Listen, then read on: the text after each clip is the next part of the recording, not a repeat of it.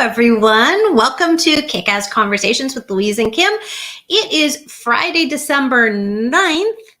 Not sure how that happened, but here we are in the last month of the year, and it's almost halfway through. That's just time. Well, we all know I love talking about time.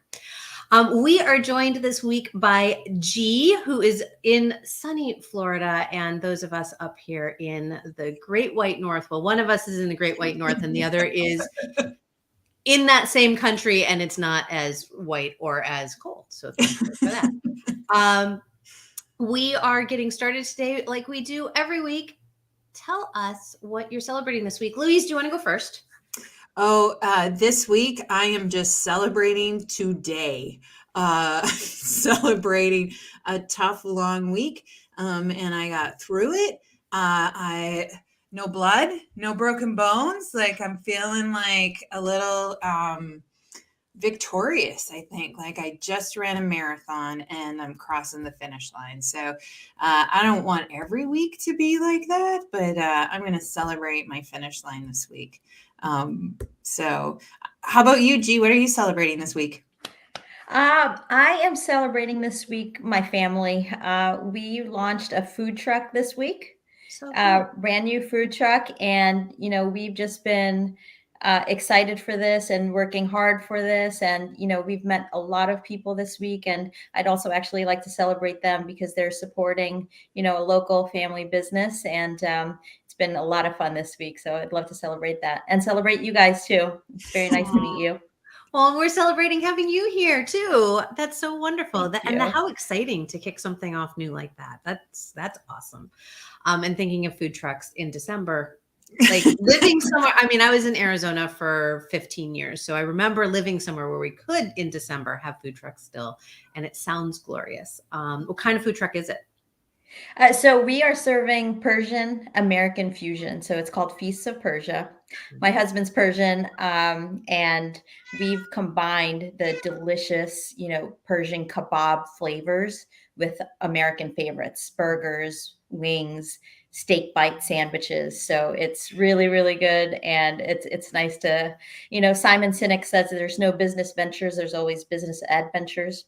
So regardless of what happens, you're succeeding. And, so far so good. We're definitely having a lot of fun. Oh, I love that. And yes, I did just drool a little bit. That's like, wow, I will be down for dinner. So for me, I think that I'm celebrating the conversations that I've had this week. Just some amazing conversations with some really innovative leaders in the social impact space. And it has just gotten me jazzed up about the work that they're doing and how we can support each other and just keep changing the world for better. Just keep working at that and chipping away at the little things, not the little things, the big things that need chipping away at, and making some big changes that need to be had. So I am celebrating those. And it was funny this morning as I got up, my husband said, I know what you're going to celebrate on this week's podcast. You're going to celebrate that you don't have a migraine, because I did wake up this morning. So honey, you're right. I am totally celebrating that I don't still have that migraine. So it's the small things and the big things, right? And for those of us who are joining live, or even if you're checking out the replay, drop in the comments what you are celebrating. We want to celebrate along with you. It's always fun and exciting to see what people are celebrating. And if you've had a shit week like Louise has, it's okay to celebrate just being here. Like, amen to that. We just need to sometimes celebrate. I made it through, and as soon as this is done, I am turning everything off and I am done. Right. Like, it's okay. Yeah. Gee, I would love to hear about his, Can I introduce her? Oh yeah, sorry. We're old friends already. I know we are, but not everybody has had the pleasure nor knows her beautiful backstory. So let me introduce her and then she can tell the story. Okay. Go. All right. So G is known for her passionate love and devotion for her family. And I think that has already shown through in the little bit that you've already shared with us. A Filipino-American, G immigrated to the US in 1990 at the ripe old age of 7. In school and in business, G has earned the respect of her peers for amiability, positivity, maturity, versatility, creativity, ingenuity, all resulting in accolades such as, I love these, unsung hero, scholar athlete, homecoming queen, rising star, and manager of the year. She helps lead teams in winning seasons, smashing goals, earning awards, and reaching #1 rankings. Regardless of the endeavor, G is always on the fast track to the top as team captain, director, committee chair, or board president. And with all of this, it should be no surprise that G retired at the ripe old age of 39 after a highly successful 20-year career. And she's now focusing on her and her husband's businesses, including this new food truck and investments from warm and sunny Florida. I'm just going to keep saying warm and sunny Florida. It feels so good. Now ask your Sunny and question. 80 degrees. Oh my gosh. Not to rub it in, sorry. No worries. It's 10 degrees here today, just to let you know. Oh my goodness. And that would be Fahrenheit 10 degrees. Fahrenheit, I've converted for the American audience. Yes. Gee, I would love to know, as when we connected and reading your bio, I'm just fascinated by this crayon of a career path that you've had. It's like a crayon on a paper, right? And it's not linear. And I would love to hear about like how you ended up, retiring, doing what you love. What's that journey been like for you? Tell us a little bit about that. Yeah, well, I'll start when I met Farhad, because like I said, I think my life started when I met him. And it's funny because I met him at work. I needed a job for 3 months before school started. And the person that worked in his office was on maternity leave for 3 months. So there you have it. But he was working as a real estate agent and property manager. And little did I know it then, but I'd be in real estate and, investing up until now, throughout my life. And so that's where it started, property management and real estate. And, that was in California. And even when we moved back to Maryland, where I was from, I stayed in it. And then I got into this other sector of real estate and property management called community management. I don't know if you've heard of HOAs and condos, but I was doing business operations and business development in that role. So that 20-year career that I retired from was in that specific role. But being in real estate, my husband and I have always had this entrepreneurial and investing mindset. And we knew that being employees was not going to get us to the financial freedom and time freedom and location freedom that we wanted and that we envisioned for our lives. If you look at our vision board, it's me and him and the boys, if our 2 boys, when they want to be or when they're available, together as much as possible, and creating a life that you don't need a vacation from, is how we put it. We call it the honeymoon life. So when I turned 39 this year, I had also this crazy idea to retire at 40. And so when I turned 39, I'm like, oh, well, I have a year left. What am I doing about this? And the thing is that whatever I'm doing, I am fully committed and all into it. So as an employee, I was fully committed and all in on my day job. And, my dreams, which included being a published author, has just been put in the wayside because, God help, and God loves side hustlers, but, working a 9 to 5 and trying to grow, a business or follow your dream afterwards would not have left me time to be with family, for exercise, for sleep. And so I didn't sacrifice the family time, the exercise, the sleep. I sacrificed the dream. Mm-hmm. So I was driving down and I said, I wish somebody would just pay me to do what I wanted to do. And when I say pay me, obviously, as an entrepreneur and as an employee, you get paid. But I wanted to get paid on my own terms. And as a mom, I couldn't risk the steady paycheck and the health insurance that you get as an employee. Okay. As an entrepreneur, obviously there's ups and downs, especially when you're in the startup, you have to grow that. So in the spirit of giving away first what you want, I figured, okay, well, if that's what I want, how can I pay people to do what they wanted to do? So we created what we call angel employment, which is a way for people to quit their day job, keep their salary and benefits, and instead of growing our business, they can grow theirs. And it's a life hack, really, of getting 8 hours, if not more, of the day back to follow your dream, to follow your passion, pursue your passion.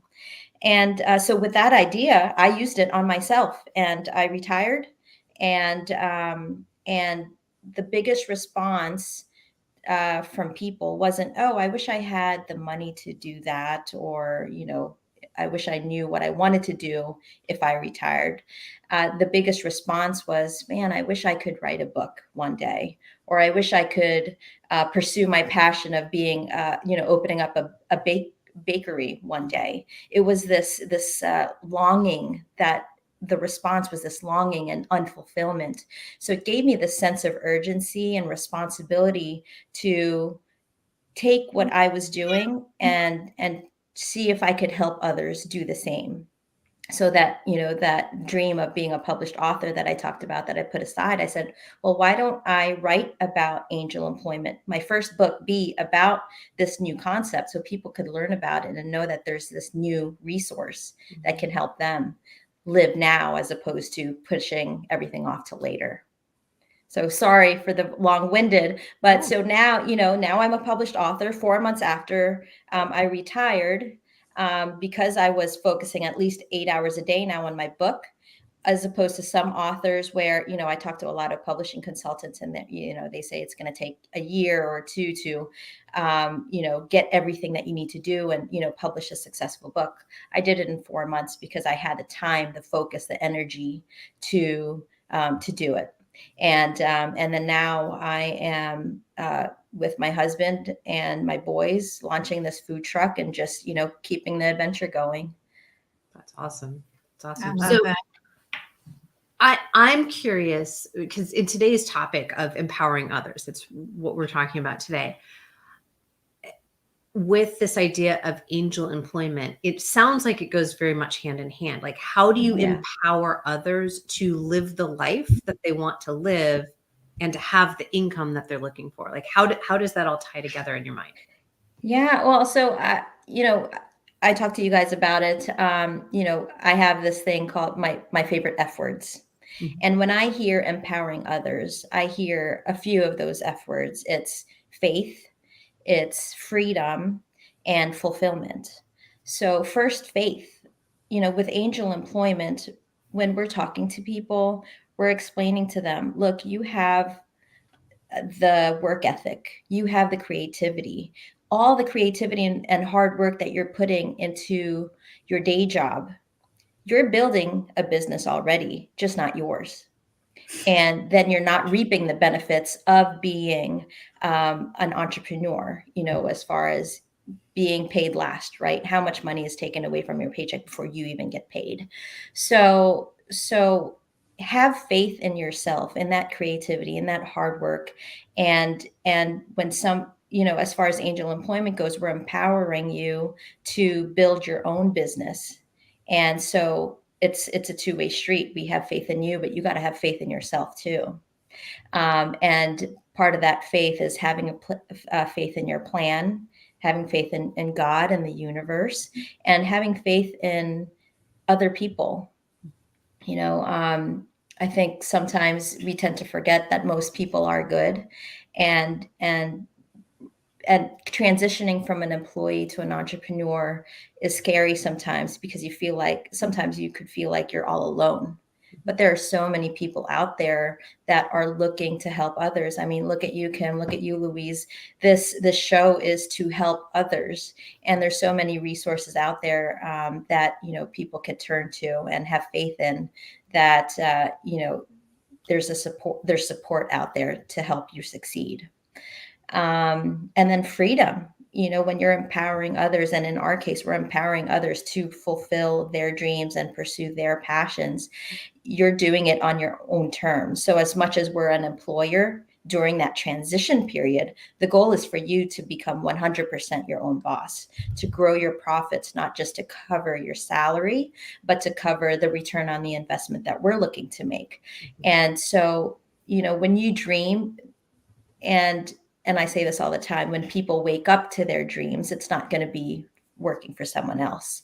And it's having that freedom to be able to determine their, like I said, when they work, where they work. I mean, even after COVID, there's still companies that are requiring people to commute to work. And some people like that, but we found that we don't have to do that. And especially for people with families, or with other thoughts in mind as to how to have a truly well-balanced life, then you also need that freedom to be able to determine what your pie chart of your day looks like.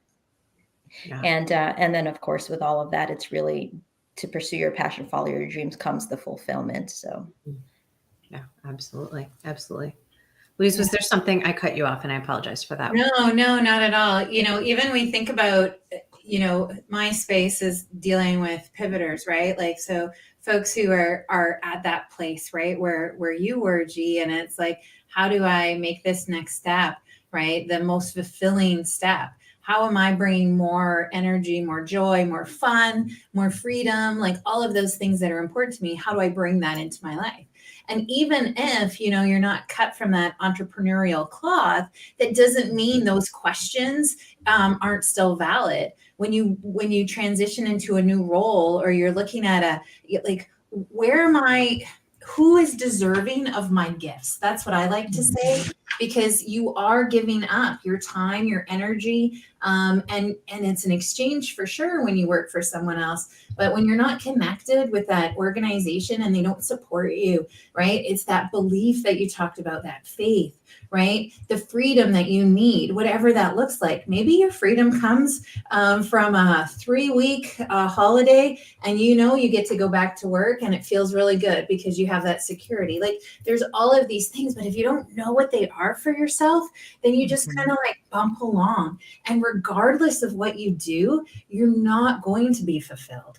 I love your F words. I actually have an F word right here that I look at all the time. It's my little F bomb. Think about all of those F words that go along with that, because I think like what you said is fundamental, and it connects us with like what we really value. Right. And your organization, when you're helping people with angel employment, you're removing all of those obstacles for them to say, like, how can you now connect, right, to that thing, that thing that's so important to you, because I've taken away some of these roadblocks. Well, and you used another F word, fundamental. Right. And I think when we bring this back to this idea of empowering others, we have to, in my opinion, we have to empower ourselves to make sure that all of these fundamental needs are being met. And because we spend so much of our time, and I talk a lot about time in the work that I do with my clients, a lot of time in the work that we do in the world. So if we are in alignment with that, we can better, and in our zones of genius, again, something I love to talk about, right? When we're in that space, then we can more easily open ourselves up to empowering others to be in their zones of genius, either by inspiration or by actually creating opportunities for people to do work that's in their zone of genius, empowering them to find what's fundamental to their needs, and to, come up with their list of F words of what's important so that they can live this fulfilling. And I would say that fulfillment is for sure, my gosh, all the F words. So many. Fulfillment for sure is like, that's where the meat is. When we can identify what is fulfilling for ourselves, we can allow others to be fulfilled as well. Does that make sense?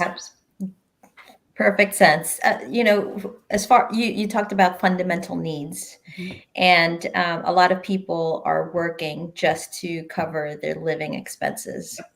And I don't even like to call it living expenses, because at that point, if that's all that they're making, then you're just surviving, really. In my opinion, you're not living. And, I call it the golden hand. Well, I don't call it. It's called the golden handcuffs. So, Louise, when you talk about people pivoting and changing that mindset of employee to entrepreneur, we were talking about security. And so the golden handcuffs is that security. You're afraid of losing that job security, that steady paycheck, that health insurance. And then one of you talked about focus. So if you're worried about losing those, if you're worried about putting food on the table, if you're worried about putting a roof over your head, not just for you, but to be able to bring your children to the hospital if they, God forbid something happens. If you're worried about those things, then what kind of focus are you putting on your business, even if you have the time? Even if you sacrifice all the other things and put the time into the job. So this angel employment is meant to eliminate what you're afraid of losing in the first place. And then really giving you the freedom, empowering you to fulfill your dream that you really, that is really yours and that you own, because how can it truly be yours if your job responsibilities is, for something else? You don't have the freedom to choose, okay, this is what I want to do, this is what I enjoy, and this is what I'm going to do and how I'm going to do it. And lastly, back to the employee versus entrepreneur thing, it's you're getting rewarded. When we talk about time, being an employee is you're trading the time for money. Mm-hmm. And you're not able to get income streams that allow you to make money while you sleep. That's the mindset for entrepreneur investments, right? Is find ways to make money while you sleep and multiply that. And so that's where all these kind of tie in together. Yeah.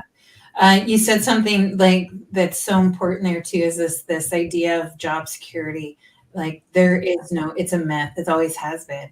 Nothing that when we give our power away to someone like that or something like that, don't fool yourself into thinking that you're going to work at that organization for the next 20 years and they're going to give you all of the things that you need.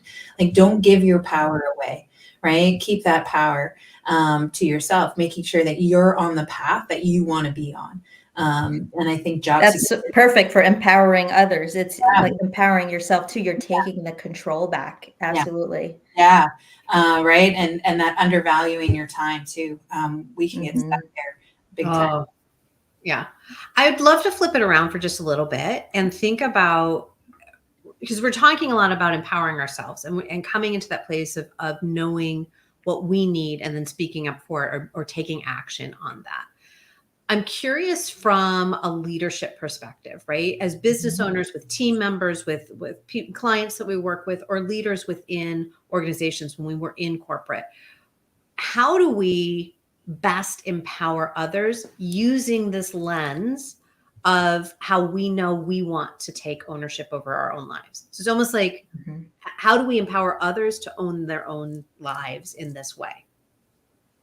Yeah, I think, it's really important to, one, identify each other's strengths and weaknesses, but equal to that is identifying what people enjoy and don't enjoy, because I think those go hand in hand. And so to be able to communicate and cooperate with each other in these areas, then you're able to empower that person. And while you should give clear direction and provide resources, you can't do everything for them either. You need to empower them to grow in that role, to be able to figure out how to do this. Because if what's the saying as far as leading a horse to water, right? Oh yeah, I was like, which one? There's lots of them. So to give them some guidelines, but to really allow that person to figure figure it out on their own, not only will they feel empowered by that, but they might find a completely better way than anyone would have, told them to do it. Yeah. And in a way that, they enjoyed. And when you overcome that challenge yourself of figuring something out, more fulfillment comes in. So it's never ending in that way. I'll throw this question out to anyone who wants to answer it, but what's the challenge that people have where we don't empower others? Like what's that obstacle we need to get over in order to empower others? Why aren't we an all empowering society? What stands in the way? Control. I think it's control. Control. Definitely. Go ahead, G. Yeah, I mean that's where micromanaging comes from, right? It's thinking that, if you wanted something to be done right, then you got to do it yourself. Or, at least I feel bad if I complain about something not being done the way I want to do it. To me, that means that, okay, then I should have done it, or I should have explained and worked with that person a certain way. But if we're empowering somebody, or if we're in a position to empower somebody, then you you have to release that control and let them do it. And so, it is control is a big thing. Yeah, man, that is hard to do. It is, I will say personally, it's hard to do, but it's also, I see my clients struggle with it all the time. And it is the number one reason why they feel overwhelmed, why they come to me feeling like they're drowning and like they have this vision, they're ready to move into this, new next thing. And they are not able to get there because of this overwhelm. And 9 times out of 10, the overwhelm is caused because they're holding onto the reins too tightly. They're not empowering other people to step into the spaces where they can really bring some amazing work to bear. Right? We so often, we think we can do it better. We think we can do it faster. We know how we want it to be. And yet imagine what happens when we allow somebody else to speak into a space or to take ownership over it. And then we have this opportunity to collaborate and have a new thought partner and to think about things in a new and different way. If it's not the way we want it to go, we can always redirect, but we've also if we don't start that process, we're closing ourselves off to so much growth and so much new opportunity that we don't even know that's there. Yeah, the freedom comes to mind, that F word again, where it's like when you give someone the freedom to do the thing their way, right? When you empower them to take ownership, they get so much fulfillment and so much more out of that task or out of that place. And then you get the freedom, right, by letting it go. So now you get the opportunity to spend time on things that bring you more fulfillment. And it's just like this, it's this beautiful give and take place. But we get closed off from it when we don't see it, or maybe we haven't experienced empowerment or right in that way, and it hasn't felt great in the past. But to be able to kind of take that chance to experiment a little bit, to say what does it actually feel like when I give this thing away, when I allow someone, right? I give them enough direction and clarity of communication so that now they're doing that thing in a way that feels really good. They feel really good. And man, I kind of feel pretty great, but we gotta experiment a little bit and try to release ourselves from that perfectionism, that control place, that there's only one way to do a thing, right? Step out of that fixed mindset and see what those possibilities could be by empowering others. It's such a gift, right? I'm sorry, we can empower others, but at the end of the day, I'm going to feel really great about it. There's a selfish piece in that. Yeah. I'm going to feel fantastic that I empowered someone else. And then I get to enjoy and see them fulfilled by that. That's like icing on the cake. It just feels amazing.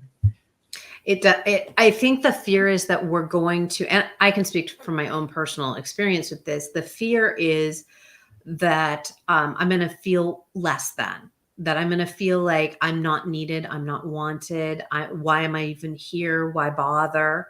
And yet the reality is when we're able to get to that place of actually stepping into empowering somebody else to take on a portion of what we've been holding on to, not only does it feel great to see them thrive, but again, going back to totally selfish reasons, I look really good. Right? Like there's that part of me that look like I'm now a good manager. I now know how to work with my team and lift my team up, which thereby lifts me up. And in the long run, it does give me more freedom to pick and choose what projects I'm working on, or from an entrepreneurial space, even where I am now, and my VA will tell you, I hold on to things much longer than I need to. But when I do let go of those things, it's like, oh, yeah, why was I spending my time doing that? That's not something I need to do. And so I'm empowering her to do that work where I now have the freedom to do more fulfilling. We're just keeping the F's going. The freedom to do the fulfilling work that lights me up. And right now, I've learned how to do something a little bit better. She's learned how to do something better. And we're operating more efficiently and effectively as a team, thereby being able to serve even more people and make a bigger impact. So like, there's no downside once we get through that initial, can I let go of the control? What tips do you have for making that shift, to actually stepping into a place of empowering other people? Because like we can talk about the good and the bad of it and how hard it, but actually like doing it can be a little crunchy. So I'm curious what tips we have to give people on how to start doing it. I think it's a vision and plan, first and foremost. Like again, it's having that good understanding of, what are most important for you to do versus urgent. We talk about that all the time as far as Stephen Covey's books. What's important for you in your role, what's important for that person to do in their role. And then again, going back to find out, okay, what are the things that you enjoy versus don't enjoy? What are the things that you're good at and what you need work on? So I think it's identifying first and really have the vision, the plan, and then, you can at least try to follow something first. And goes back to my what I said earlier is have faith in it. So give it a shot first. When you're seeing yourself, the micromanaging the person that you're leading, everyone complains about being micromanaged. Nobody likes to be micromanaged. If you look into the Great Resignation and years before the Great Resignation, right? It's micromanagement has everything to do with that freedom. So, and then just having some KPIs, some key performance indicators to find out, okay, are you moving the needle in your role and in that person's role? And then where do you need to adjust to keep moving that needle, to keep progressing, to keep improving? So I think these are some things that you can start with. Louise, it's data. It's data. I was just going to say there's so much data in the world, right? Like you get to experiment a little bit too. What works, what doesn't work. Allowing yourself to like just get started on something. It just has to be good enough, right? Like put it out into the world, see what happens. Right, G, like you're even doing this, like, right, with your angel employment. It's like, just take a chance on yourself, take a chance on someone else, right? And see what happens. Don't just throw caution to the wind though, right? Like take that time to reflect, take that time to see, like, did my experiment work? Did it not work? How do I feel about it? Right? How do I feel about like investing all of my time now that my expenses are taken care of, right? How do I feel about maybe I'm not an author after all, and here I am having to do it 8 hours a day, right? But like that's okay. But if we're not reflecting and if we're not like taking the time to like assess that data. You talked about KPIs, like these are all words that just make my heart flutter. But if we're not taking time to do that, then we're missing out on all kinds of opportunities for us to grow. Yeah. Yeah. And I think you got to make it fun too. Like you're working with other people, you're cooperating with each other, but you're also, you're living with each other to a sense. So make it fun. And I think when you're trying to empower others, I think it's like I said, a two-way street. So, I learned from, one of my favorite leaders, that manage up also. So when we're talking about, okay, what's going to make our life easier by letting go of this thing, then the other person also has a responsibility to work the other way. What can I do to make that person's life easier? And if they're not releasing something, that means I'm not doing something that's giving them the faith to empower me. Mm-hmm. What can I do to make that happen in all of life? And I talk, I have 2 teenage boys, and I try to instill in them, like, figure it out, make it happen in a way that everyone is succeeding and growing together. So, yeah. One of the ways that I like to make it fun is I love using assessments, overlapping assessments can make it super fun when we're identifying how we want to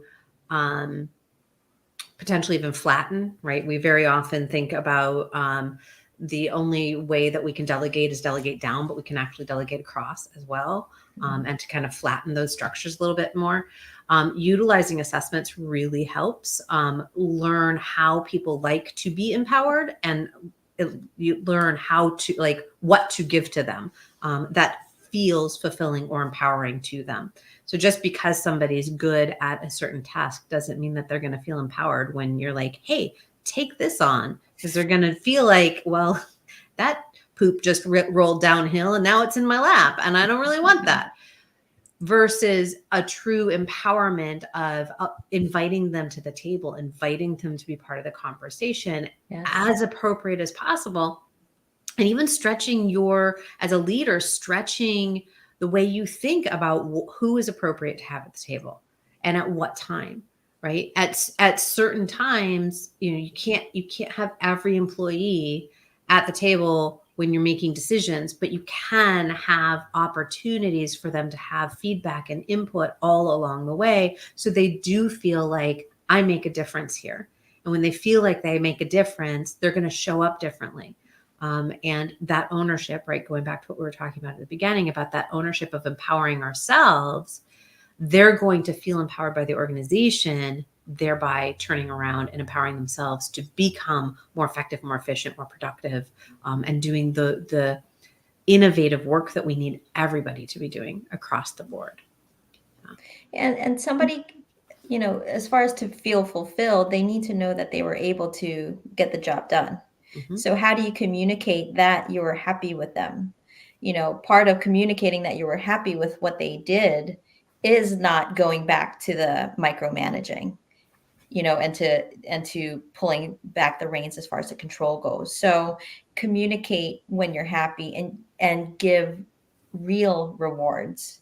Some I've heard it called performance punishment before, but the people that do a good job, they're rewarded with more work, right? Yep. So sometimes, you really need to sit down to find out, okay, what's going to make this person feel like they actually succeeded, and are you doing that? Are you making them fulfilled? And so empowering them is important, but making sure that they feel that fulfillment is important too. Absolutely. This has been a really interesting conversation that kind of we backed into this idea of empowering others from the place of empowering ourselves. I find it really, really interesting that that's how we got to there. So what is everybody's golden nugget from today? Like what is our takeaway? I'm going to start because I loved when you said the honeymoon life. Like if we just had that in our purview, like if we just like said like what would make that honeymoon great? And then how do I bring that closer? How do I make that a reality? I love that you said that right off the top because I was like, yeah, like if we all had an idea of what that looked like for ourselves, like we would, whew, the things we could do. I love that. So thank you for sharing. Thank you. I want to clarify, like we talk about honeymoon and it's not just about married relationships or not relationships at all. People talk about the honeymoon phase at their job, their career. And when they say the honeymoon phase, it's defined by a period that ends. Right. And so that's why I refer to it as the honeymoon life, is because, the good things, the things that you envision for yourself, should be something that you're living out and living for each day with no end in sight. Mm-hmm. And so I think my golden nugget is like you said, Kim, as far as and Louise, how everything is kind of, it's cooperative. There's empowering others, but it's both sides, empowering yourself, empowering them, but then the benefit of it is also on both sides. So I think that's the golden nugget, that's huge. I think a lot of people think that it's just on the leader, both the responsibility and the benefit. And it really is for everybody involved. And that's where, the word team comes in. Yeah. Absolutely. Well, and my golden nugget was in one of the last things that you were saying, G, was the part about recognition. Yeah, absolutely. Going against the idea of you're recognized by giving more work. Like how is that a benefit to me to continue doing that?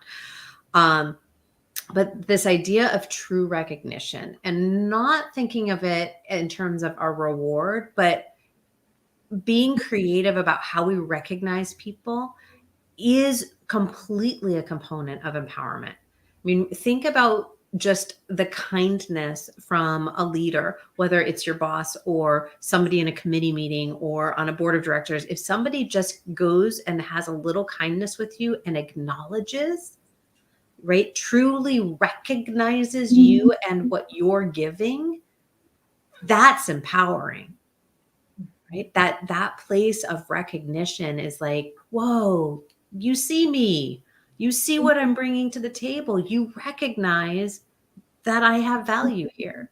And I imagine that if more leaders understood that true recognition, not rewards, not that level, but like true recognition is completely empowering, they wouldn't think that it's such a hard lift to do.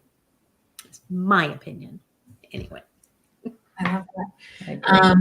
I'm going to do a Kickass collective plug right here because these are all things that we talk about on a weekly basis in our community and in the collective, because we're all there learning, right? It's we learn from each other. We're stronger together. This whole conversation today, right, about these synergies and how do we leverage that in our lives, not just at our work, but how do we do that together, is why Kim and I created your Kickass Career Collective.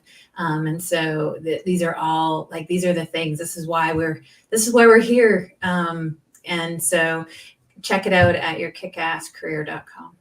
And you get a handy dandy little badge when you join us. It's true that. And if you want to be a part of the conversation, like G has so graciously, beautifully been a part of today's conversation, we're also going to encourage you to reach out to your kickasscareer at gmail.com. I said it correctly this time. I didn't put the .com before the Gmail. So I get things mixed up. I go too fast. So please reach out if you think you want to be part of this conversation. If you are willing to come up here and just talk about things, even if you're not the expert, that can be scary, right? G, you have been such a joy to have on here.